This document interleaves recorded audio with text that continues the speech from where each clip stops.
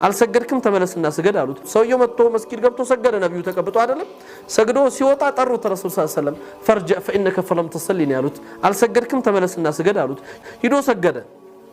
አሁንም መለሱት ሶስተኛም ሰገደ አሁንም መለሱት ተመልከቱ ያሉበትን ቃል ሰግዷል እኮ ሰውየው ስፖርቱን ሰርቶታል አካላዊ እንቅስቃሴውን አድርጎታል ግን ነብዩ ፈርጀ فانك فلم تصلي ያሉት ተመለስ አልሰገድከውም አሉት ረሱላህ ሰለላሁ ዐለይሂ ወሰለም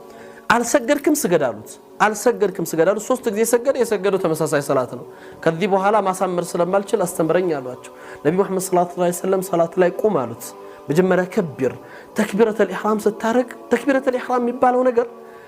ሁሉ ጊዜ ዝም ብለን እጃችንን ከማንሳት ጋር ላገናኘው ይችላል ኢህራም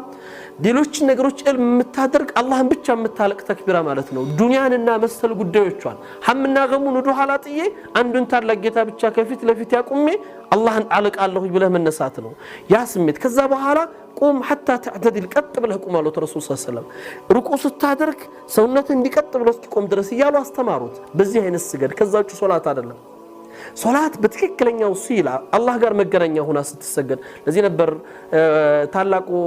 ኸሊፋ ዑመር ኢብኑ አብዱል አዚዝ ረዲየላሁ ዐንሁ የሚናገሩት ነገር ነበር ቁርአን እየቀራ በመሐከል ፋቲሃን እየቀራ ዝም ይል ነበር ቢስሚላሂር ረህማኒር ረሂም አልሐምዱሊላህ ረብል ዓለሚን ይልና ዝም ይላል አርረህማኒር ረሂም ማሊክ የውሚዲን ይልና ዝም ይላል ለምን ነው እንዲመተለው ሲሉት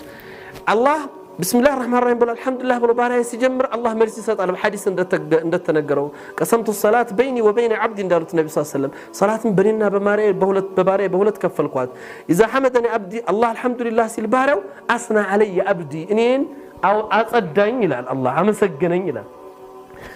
الرحمن الرحيم ሲል ይላል አላህ መልስ ይሰጣል اياك نعبد واياك نستعين ጥያቄዎቹን መልስ ይሰጣና አላህ በእያንዳንዱ አያቶች መልስ ስለሚሰጥ اتمتع بجواب ربي ነበር ዑመር ኢብኑ አብዱል አዚዝ የጌታዬን መልስ ያዳመጥኩ በሱ ደሰታለሁ ይላል አላህ አስቡት ሰው ውስጥ ሲገባ የሚፈጠረው ስሜት ስለዚህ ሶላታችን መጀመሪያ በትክክል ለመስገድና ይሄንን ችግር ከጭንቀት ለመውጫ ሶላት እንዲሆን ለማድረግ ምንድነው መሆን ያለበት ሶላት ስንሰግድ መረጋጋት ሶላትን ከተለመደው ረዘም ብቻችንን ስንሰግድ በተለይ ከተለመደው እንጨምርበት ካስለመድነው ነፍስያችንን ጨበጥ ያዝ እናድርጋት ቆንጠጥ እናድርጋትና ቶሎ ውጣ የምትለኝ ነፍስያ ኢላህ ልበላት ሶላት ላይ ልሰብር ሶላት ላይ ልታገስ 5 ደቂቃ የነበረውን 7 ደቂቃ አድርገው 7 ደቂቃ የነበረውን 10 ደቂቃ አድርገውና ረዘም አድርገን በዘይን ስሜት ሶላት ውስጥ ስጁድ ላይ ትንሽ ከሆነ ምንለው ረዘም እናድርገው ስጁድ ትልቅ ቦታ ነው